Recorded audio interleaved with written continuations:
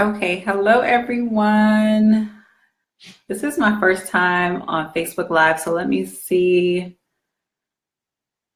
Type in the comments if you guys can hear me.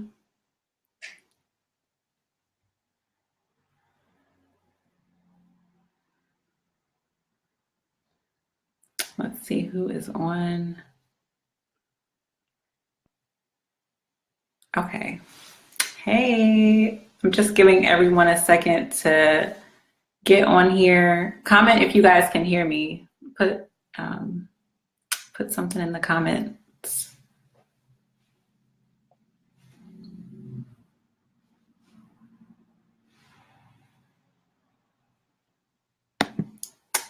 Okay. Okay. Hey. Okay, so you can hear me. All right. So thanks, Ria, for the introduction. I am Kendra, and I am the creator of the Key Resource. I told you guys my husband was going to make a cameo, and he is here in the background. He's just gonna. I'm going the wrong way. That's my husband, Reggie. He doesn't. I do all the talking in the relationship, so that's his cameo. He's gonna go on back to doing what he's doing, but I just wanted him to say hey. And if there are any guys watching right now, I just wanted him to give a shout out to the husbands. Hey, Ashley. Oh, I see some Aggies are on here. Aggie pride to the Aggies. Okay, so I'm gonna go ahead and get started. Yeah. So I am an economist by day and a real estate investor by night. And I'm going to give you guys some background on how exactly my husband and I got into real estate investing. It was super random. But first, I want you guys to comment so I can kind of get a feel of like what kind of information everyone needs. So in the comments, put a number 1 if you know for sure that you want to buy a rental property, but you just don't know where to start. Put a 2 if you are not sure if, real estate investing is for you. And put a 3 if you already own a rental property, but you're thinking about buying more. So put a 1 if you know for sure you want to buy a rental property, but you don't know where to start. Put a 2 if you are not sure. And put a 3 if you already own rental property.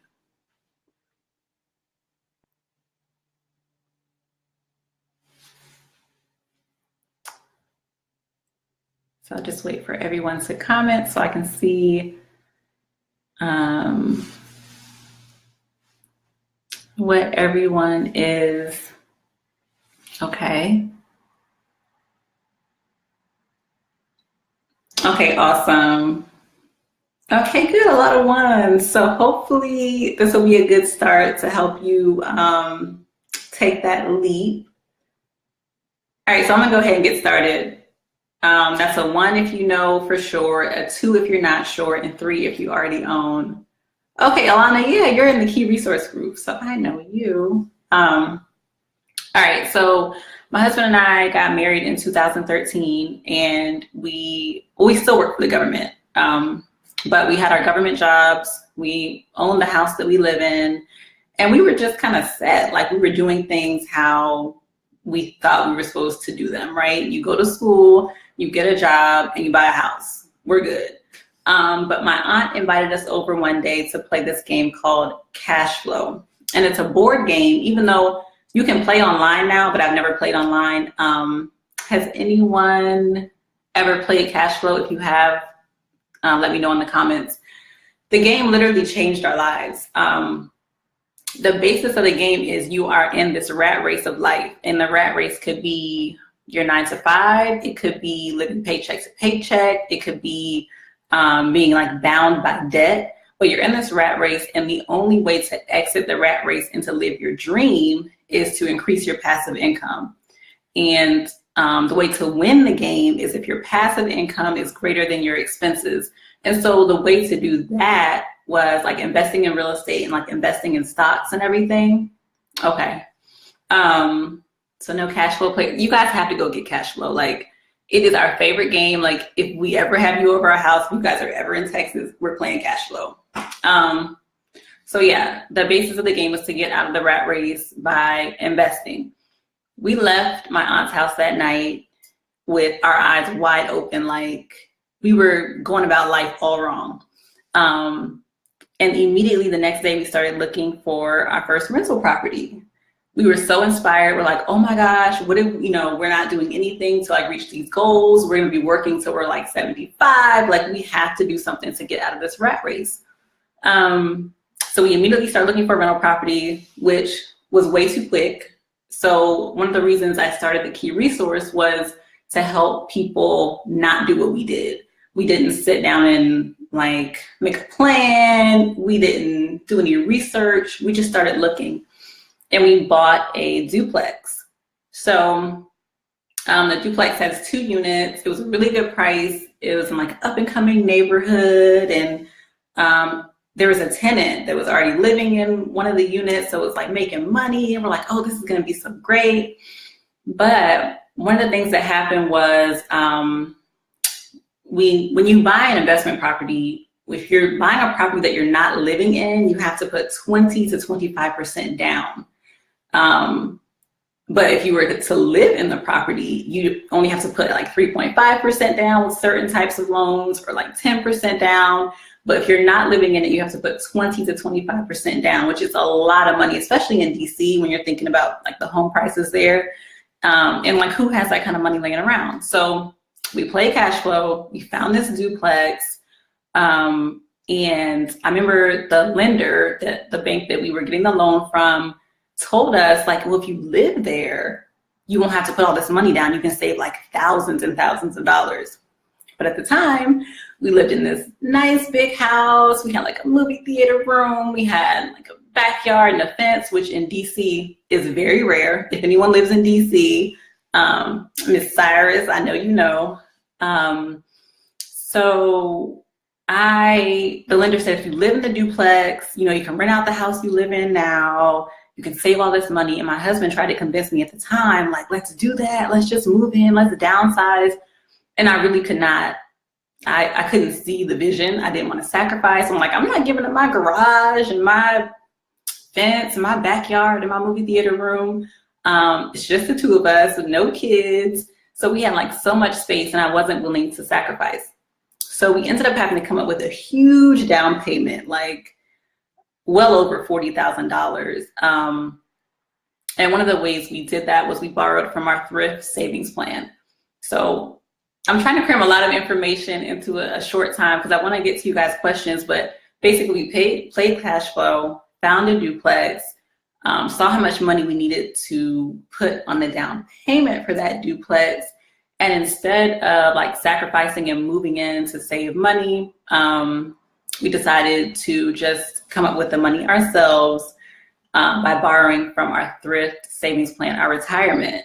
So now I kind of regret not moving into our duplex because it's like a short-term sacrifice for long-term goals. But what we didn't do, we never stopped to like set goals. We never said, what are we doing here? Like, are we trying to retire by a certain age? Are we trying to get a certain amount of properties? We were just like, we got to get in this thing, And the property is actually very successful. Like, I wouldn't change buying it, but I'm really passionate about helping people who look like me, get into real estate and really make like really smart and intentional moves.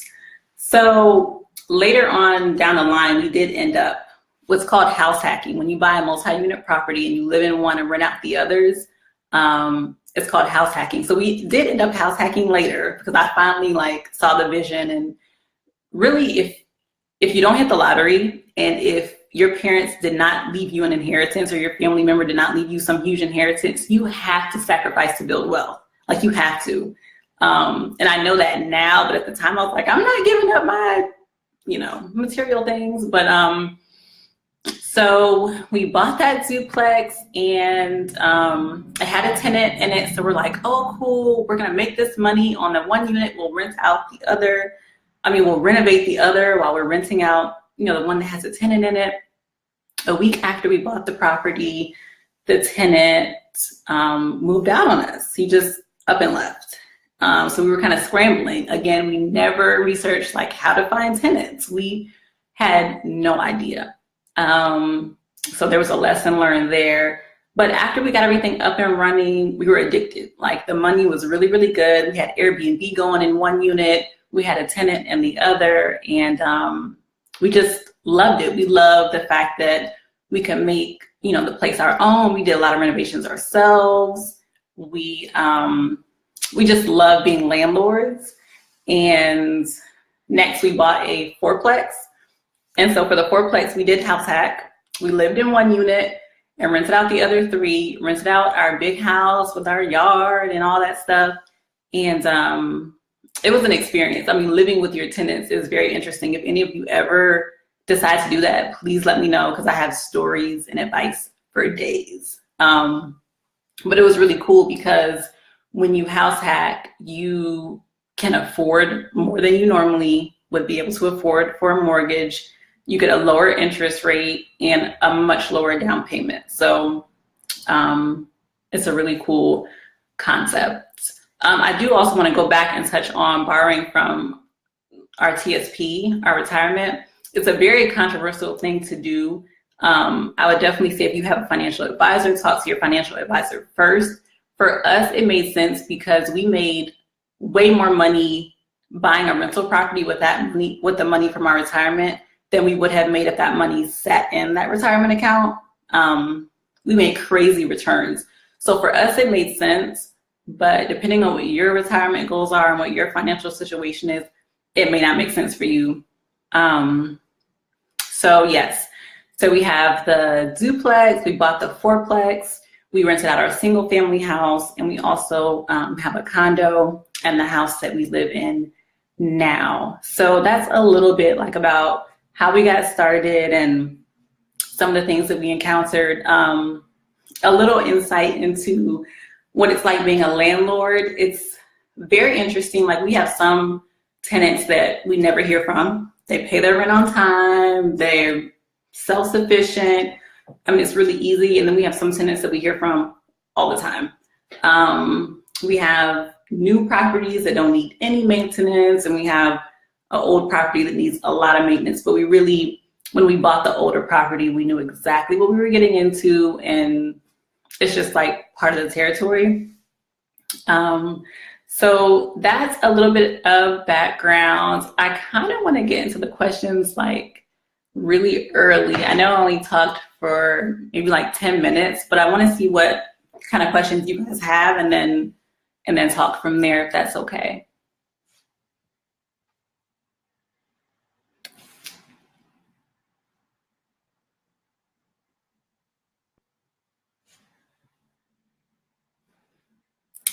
If you guys have any questions about like the process to buy a rental, or just to buy your first home, I get a lot of questions about like, do you need to be a real estate agent to get into real estate investment? And no, you do not.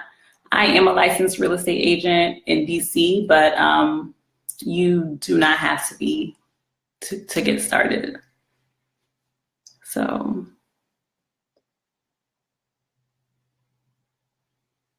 Are there any loopholes to avoid large down payments? Not really. So here's the thing. The reason you have to put 20 to 25% down when you're not going to live in the property is because basically when you're getting a loan for a house, it's all about risk to the bank that is lending to you.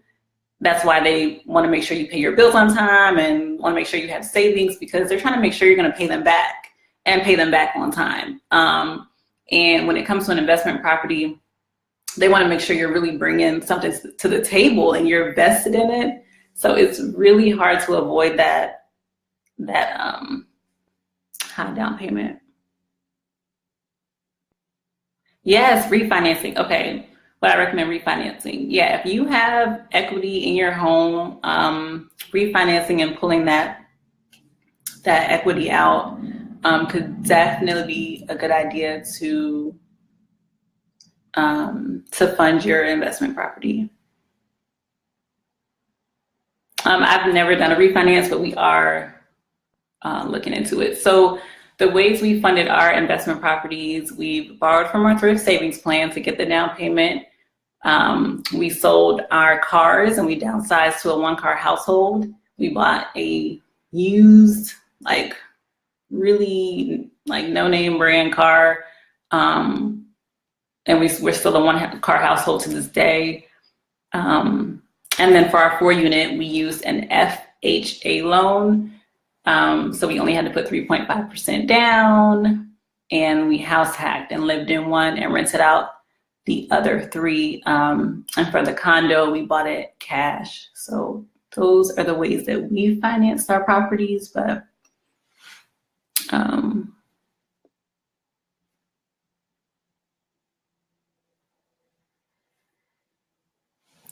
okay.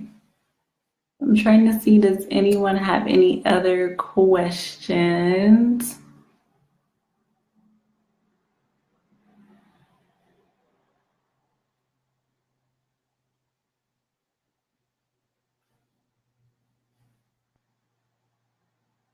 Oh, that's a good one. So my husband and I are crazy, and we manage all of our rentals ourselves. We have moved out of state, so that has made it a little interesting. But I guess it would depend. Like I said, we have some properties that are like new and need no repairs. And so I guess it just depends on like the age of the property and what kind of maintenance it may need. Our 4-unit, just like a few weeks ago, one of the HVAC systems went out, and we had to replace it, and that was $5,000. So just in one day, like we had to spend $5,000, but stuff like that doesn't happen often. And then when you think on like the return on the investment that property yields, it really wasn't that bad, if that makes any sense. But would you suggest buying a house and then buying a separate income property, or buy a house and then have income property in that residence? So are you talking about like maybe renting out a room on Airbnb? So yes, I would suggest doing what works for your financial situation and your goals. But I think it's really cool when people, like if you buy a house for yourself, and then if you buy another house as your primary residence and move into that house and then rent out the house you originally bought, because then you are avoiding that like investment property down payment. So you buy a house to live in and then buy another house and live in that one and move out of your current place and rent it out. I think that's always a good tactic, because that 20-25% is like crazy. It's a lot of money. And then if anyone's thinking about doing Airbnb, we loved it. We didn't live in the property we did Airbnb out of. Some people like rent out a room in their house. I know tons of Airbnb hosts who do that. The money being an Airbnb host is so good. So if anyone is interested and like has questions about Airbnb hosting, let me know. Okay, so what types of returns? So for our rental properties, we're looking to like basically cover the mortgage and then some, and we don't really have a specific number. With DC, it's been kind of interesting because the rental market is steadily increasing. Like when we bought our 4-unit,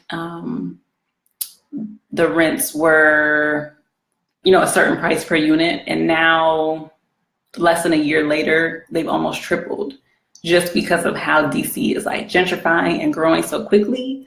So when we buy a property, we look at what the rental income is in that area.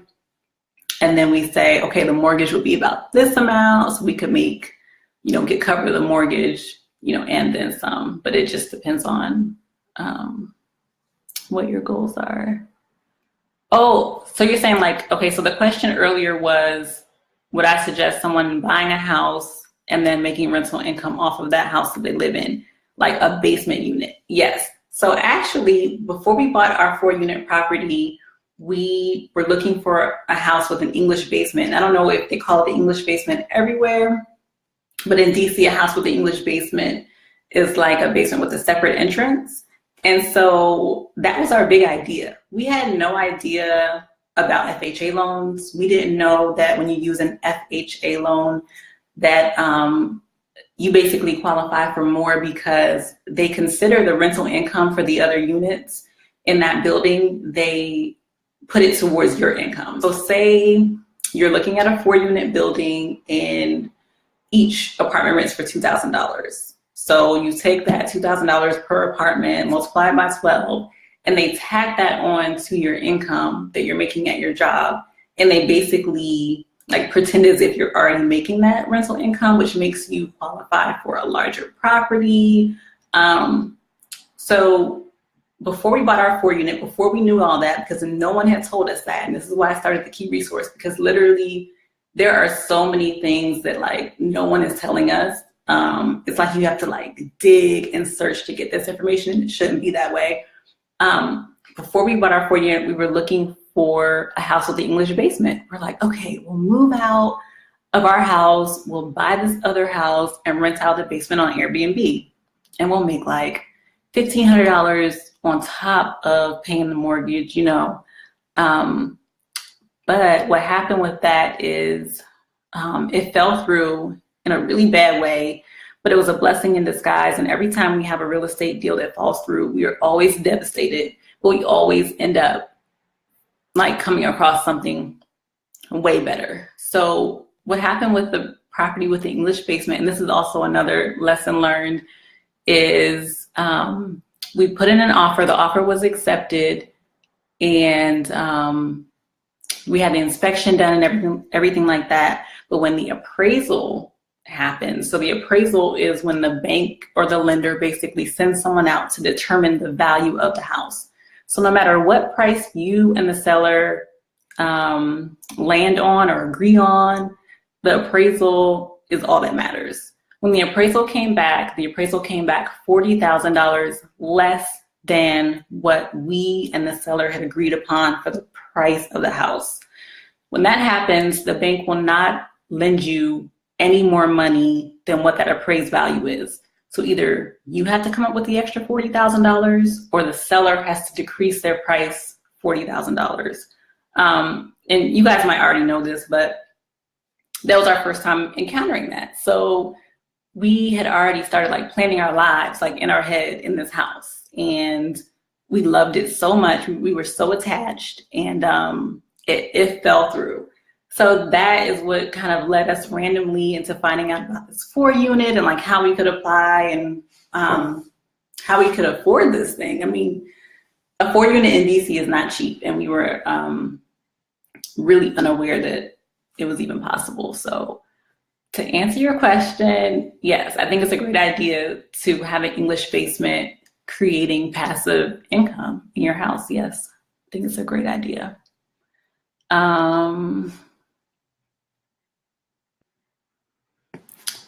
So most of you put a number 1 in the comments saying that you're pretty sure that you want to buy a rental. What are some of your reservations?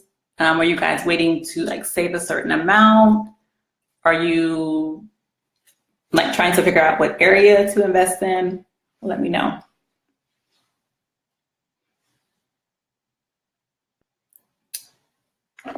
Let's see.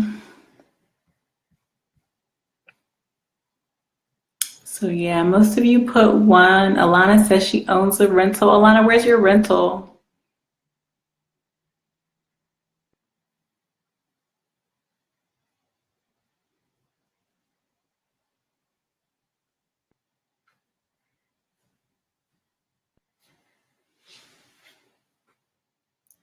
I think, I don't know if there's a delay on the comments, but let me know, you guys. For those of you who said you're sure you want to buy a rental, what are some of your reservations or questions you have?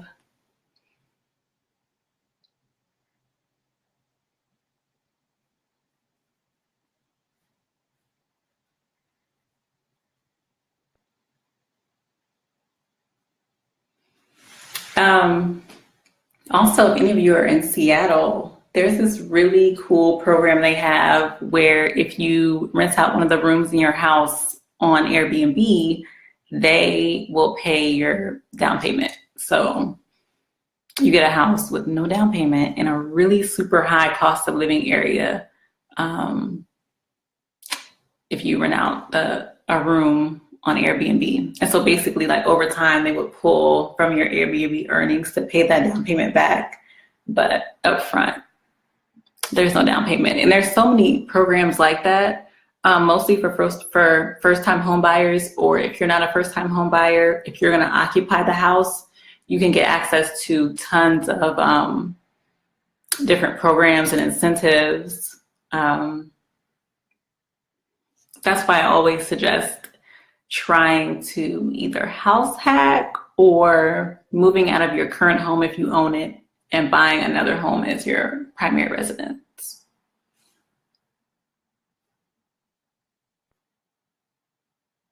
Okay, so you guys don't have any questions, no things that are holding you back, anything else that you want me to go over? I don't know if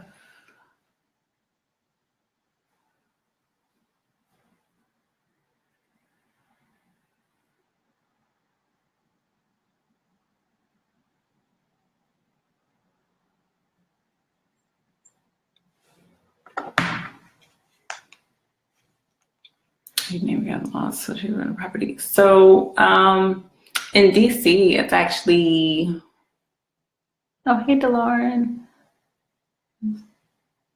Yes. Okay. So in DC, the rental laws are super strict. It's almost impossible to put a tenant out, which is why we're so happy to be able to diversify our portfolio with Airbnb. So basically in DC, if you're trying to put a tenant out that's not paying, you just have to like, I don't know, pray. It's really, really tough. But if anyone's interested, I can send you some links on the DC rental laws. You really have to screen and make sure that you have really good tenants that aren't going to take advantage of you. And yes, DeLauren, I have some resources. I can send you guys some links. Matter of fact, I'm going to pop my website in here.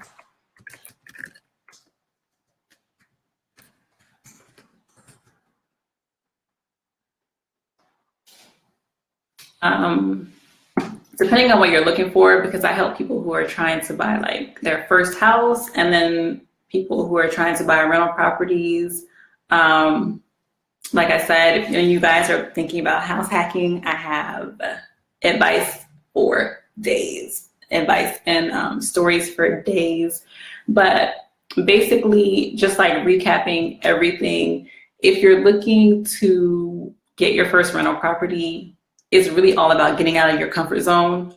If you're trying to build wealth, like I tell people all the time, nothing grows in a comfort zone. And unless you're already wealthy, like, or unless someone has already left you money or you hit the lottery, you have to work hard and you have to do things that other people aren't willing to do. Real estate investment is not easy at first, but like once you get the hang of it, you can definitely create passive income. For us, like each property that we buy, it's almost like starting a business. You know, when you first start a business, there's like that startup period that's like really nitty gritty, and you're up till 2 a.m. and you're trying to do all this stuff. But once you get systems in place, you can kind of sit back and let the money roll in. Real estate is referred to as passive income. Not every day is passive. There are some days when we literally sit back and collect a check, and there are some days when we are dealing with tenants and trying to fix stuff and calling plumbers. But for me, when the tenants pay their rent, or for our like Section 8 tenants, when the government pays their rent, they're paying us for a service, and they pay us very well. So it's just part of it. It just comes with the territory. So another thing too is we are buy and hold investors. So we buy the properties and rent them out. Some people do flips, so you'll get a lot more money up front, but there's a little more risk, I would say. And there's also wholesaling. So there are other ways to get into real estate investment. I just haven't personally flipped or done any wholesaling. So, but I am interested in trying it. Oh, Kanisha, don't be shy. Do you have any questions about buying your first home? Like what are your reservations? I really want to hear from you guys because everyone is at a different level. And some things I could be saying, you're like, girl, I already know that. Like, let me know if you have any questions. Let's see, what time is it? Yeah. So for first-time home buyers, there are so many programs, like so many. The world is yours. One of the things I do for my clients is provide this down payment assistance report that really shows you like every program you could qualify for in your state and nationally. I wish I had known about them when we bought our first house. Had no idea, like no clue. So, Quenisha, let me know, like, what are your questions about buying your first home? Another thing that holds people back is credit. There is this company called Rent Reporters. If any of you are renting right now, I don't know, I didn't ask that. Is everyone here a homeowner? But if you go to rentreporters.com, you can use your on-time rent payment history to build your credit, which is really super cool because if you're paying rent right now and you're paying it on time, you may as well use that to build your credit. Do I have a link to the resources? Yes, I'll share the link. Okay, Selena, you're renting. Yeah, if you've been paying your rent on time and they take, what they do is they contact your landlord and they basically verify on-time rent payment for up to 2 years back. And they report that to TransUnion, which is one of the credit bureaus. And I've had clients that have used it and seen their credit go up 40 to 60 points. It's really quick. It is legit. There's another company that does it as well, but I wish I had known about it too, Lauren, because look, when we bought our first house, my credit was terrible because of this J. Crew credit card that like ruined my life. And we're still paying for it. Like I have this blazer that I bought from J. Crew back when I had that J. Crew credit card, and I will never, ever get rid of it because it cost me so much money. Literally the most expensive blazer I've ever purchased, because when it came to buying our first house, the lender was basically saying that my credit score cost us a lot of money. Like if you think about the difference that your credit score can make in your interest rate and like how you pay your loan, and that interest rate like sets the tone for your price over 30 years. I am paying for that blazer every month. Like I'm still paying for it. They gonna have to bury me in that blazer because yeah. Okay, I'm sorry guys, let me type this in it's called Rent Reporters. Rentreporters.com. Our tenants use it. It's a way for us to incentivize them to pay on time because they're, Rent Reporters is going to contact us and make sure they're paying. And if you want to use a coupon code for it, you can use this. This is what our tenants use, and it's $10 off. Sorry for the clicking.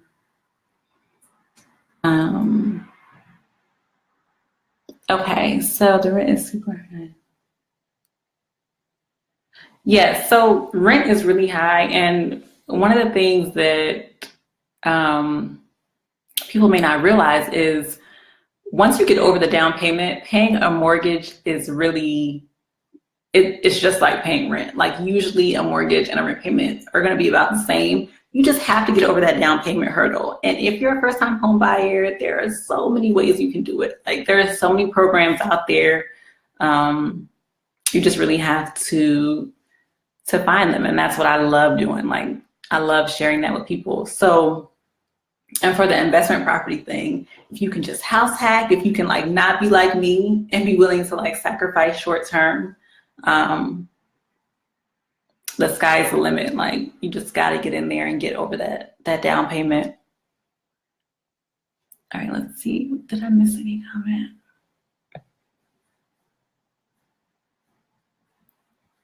Oh, about the down payment report. Yes, let me give you guys the link to that.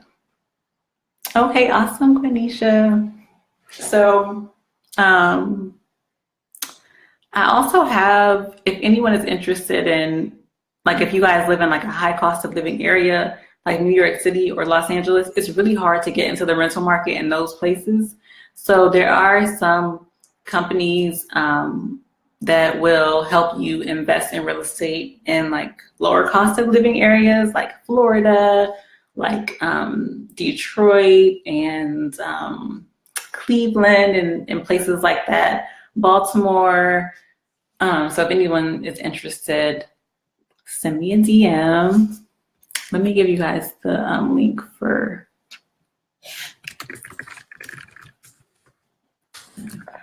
And let me know if you have any more questions too. I kind of wanted to make this like interactive, but wish I could see you guys instead of me just like talking at y'all. Let's see.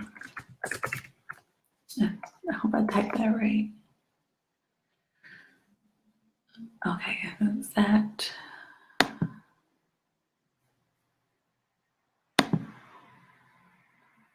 Okay, wrong link, guys. I'm gonna have to get Rita to send it because I don't want to open a different tab and you lose me. So,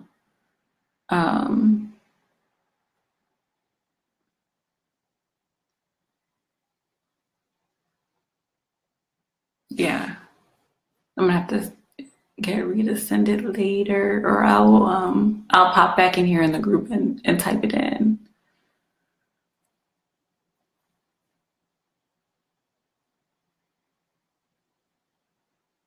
Okay, so did anyone else have any questions about rental property or another question I've gotten to is about buying property like under LLC. Yes, if you are interested in buying property under an LLC, there is more protection. You do get more legal protection. Like your tenants, if they fall and slip, they won't sue you as a person, they would sue the company. But it is hard to do because in order to buy a rental property or any property under an LLC, you have to basically show that LLC is making enough money to afford the property. So the same process that you would go through to prove to a bank that you are worthy of a loan, your LLC would have to go through that same process, providing income statements and things of that nature, bank statements, and you would need about 2 years of bank statements and proof of income for your LLC to get a loan. So even though it sounds like it's the best thing to do, it's not always easy unless you're buying a property cash with an LLC. Then you don't have to go through a lender. So bad credit from college, what should he do? PayPal said it's no longer on the credit report. So not only is your credit important though, like any outstanding debt is going to mess up your debt to income ratio. That is a huge factor into qualifying for a loan and getting a good interest rate. So yeah, paying down your debt will like make your credit better or keep your credit score high, but your debt to income ratio is super important. So Shara, I'm not sure if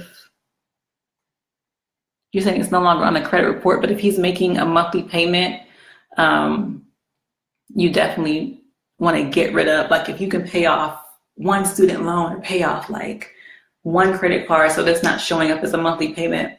And actually, if any of you guys are in Maryland, there's a program that pays off your student loans if you buy a house in Maryland, because what was happening is millennials were flocking to DC, and I think Maryland is wanting to like revive their like millennial population and get people to come back to Maryland. So this program pays off your student loans if you buy a house in Maryland.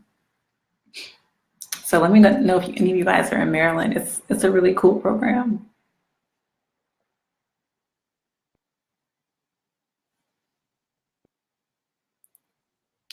Okay, so yeah, any debt you can pay down, anything you can do to boost your credit. And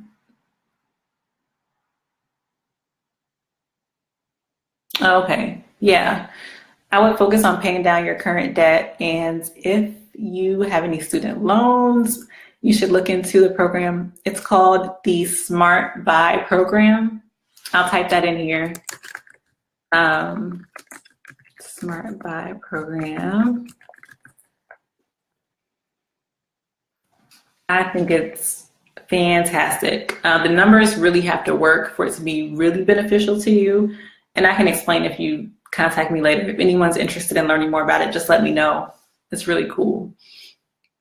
Other than that, one of my favorite programs is called NACA, N-A-C-A, NACA.com. It's for first-time home buyers, or if you're not a first-time home buyer, you have to sell your house that you live in. You basically cannot own a house at the time you go through the program. And there's no down payment at all, no closing costs, like literally you do not come out of pocket at all. And you can buy duplexes and you can buy fourplexes. It's super cool. Has anyone heard of NACA? I'm like talking to you guys like we're just sitting here chatting over a glass of wine. But let me know if you guys have heard of NACA. It's really, like, I wish I had known about it before I started. And another thing about NACA too is there's no income restrictions. So one of the misconceptions is that in order to get any kind of down payment assistance, you have to like be low income. Not the case. I have a friend who's going through NACA right now. Her credit score is like 800 something. She makes 6 figures. She has lots of savings and she's still going through this program. So don't believe that you have to be low income to get any kind of down payment assistance.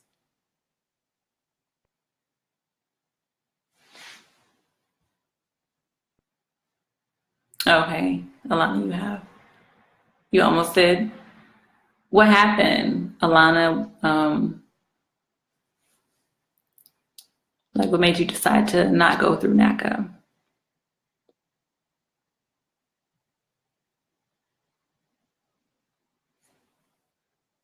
All right, you guys. So if y'all have any other questions, let me know in the chat. So I don't want to keep you guys too long, like 5 more minutes. Yeah, NACA is for all states. So if you go to the website, click on purchase program. It's at the top banner. And then I think when you click on that, there's another link to click on. Then when you get to that page, type in your zip code and it'll tell you when the next workshop is.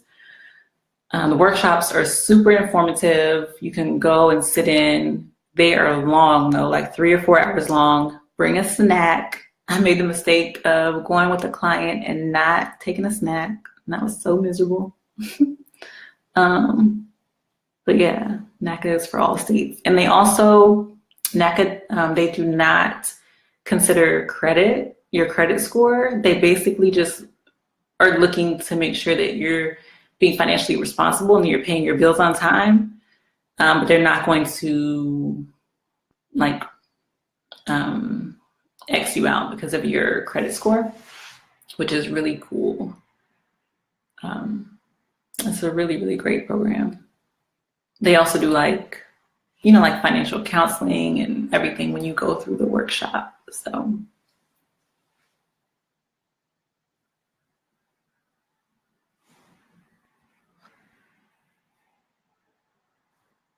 right, I'm just scrolling through to see if I missed anyone's questions.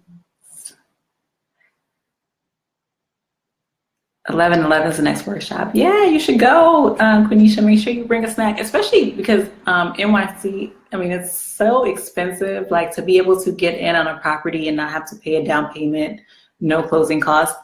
You guys, I have this savings plan workbook that I created. People always are trying to figure out like how much money they need to buy a house, and it's not as like cut and dry as you might think. There are so many different costs that go into like what you need to actually bring to the table. And so I created this Excel worksheet that's editable, and you can go in and change the numbers based on your situation and like the house you're looking for and your price range and things, and it'll tell you, it like auto calculates everything for you. I will give that information to Ria as well, so that you can really plan and know like how much you need to save. It also shows based on the different loans that are available, like if you use FHA, if you use a conventional loan, 30-year mortgage, 15-year mortgage, it shows like how much you would need for your down payment and how much you would need for all the other fees associated with buying a house. So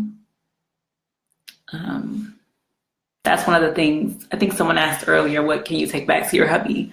If your husband's anything like mine, like he is all about numbers. They would love that. So I will send that to you guys. Let me see.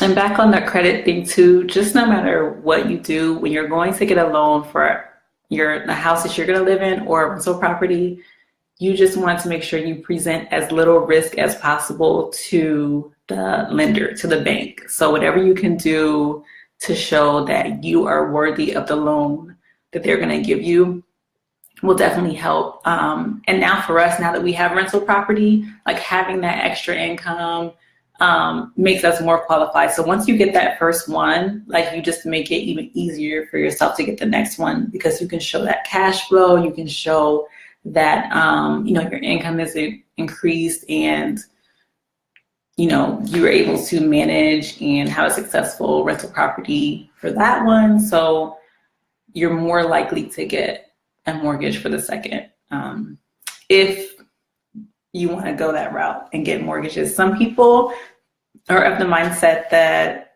they don't believe in mortgages. They want to pay cash for things. I think leverage is key. I don't think you should use all of your money. I think it's okay to make money using other people's money and some of yours. So it's just all about personal preference. But whatever you do, just leverage like what you have and try to make your money work for you. All right, do we have any other questions? I sent you guys the site. I tried to send you guys the down payment thing, but that was a flop, sorry. I'm gonna get the link.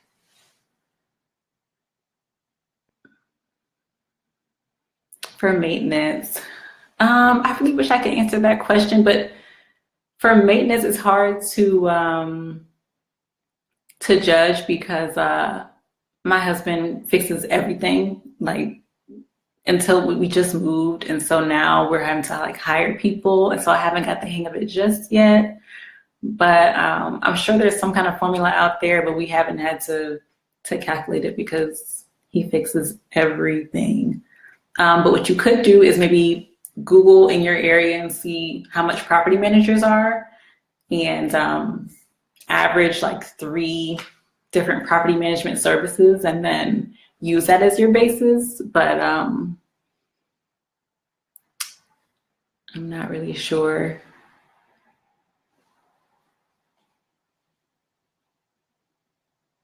Do you guys have any other questions? Oh, Alana says they were going through growing pains, so they kept losing. Oh no! Sorry. I'm sorry you had a bad experience with NACA.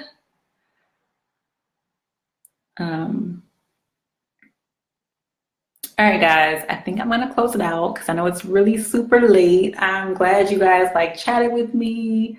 Um, I feel like I know you guys. Like, if y'all ever have any questions, just DM me and let me know. And I'm gonna send the links and everything to Ria if y'all have any questions. So, Ria, are we good? Did you want me to cover anything else? Let's see. Oh, thank you guys. Thank y'all. It was nice chatting with you guys, and I will talk to y'all later.